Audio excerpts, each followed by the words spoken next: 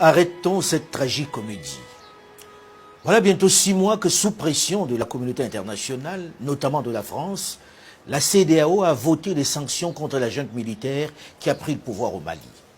Elle pronostiquait une fin rapide du régime qui allait s'effondrer selon leurs savants calculs quelques semaines seulement après cette disposition contraignante pour leur économie.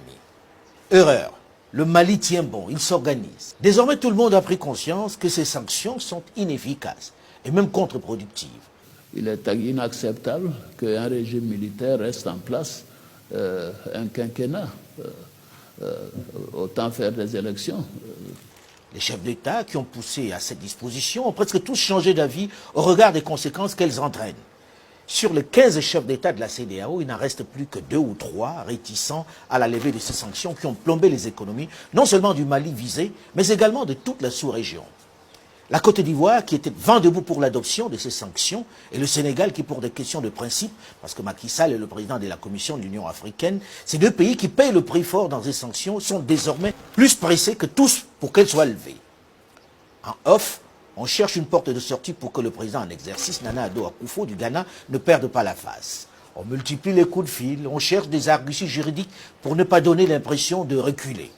Mais compte tenu de la crise économique que traverse la planète, d'abord du fait de la pandémie de la Covid-19, puis de la guerre en Ukraine, situation qui fait flamber les prix sur les marchés, peut-on plomber le futur d'un pays pour des considérations purement personnelles, juste pour ne pas froisser l'ego d'une personne?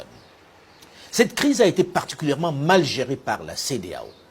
Certains cadres au sein de l'organe qui ont participé aux négociations au Mali déplorent clairement le fait que le médiateur, l'ancien président du Nigeria, Goodluck Jonathan, n'ait pas eu la poigne, le poids de son prédécesseur, Olusegun Obasanjo. Ils mettent également en cause le parti pris trop pro-Alassane Ouattara du président de la Commission, Claude Cassibrou, trop à l'écoute des intérêts de son chef d'État à qui il doit son fauteuil.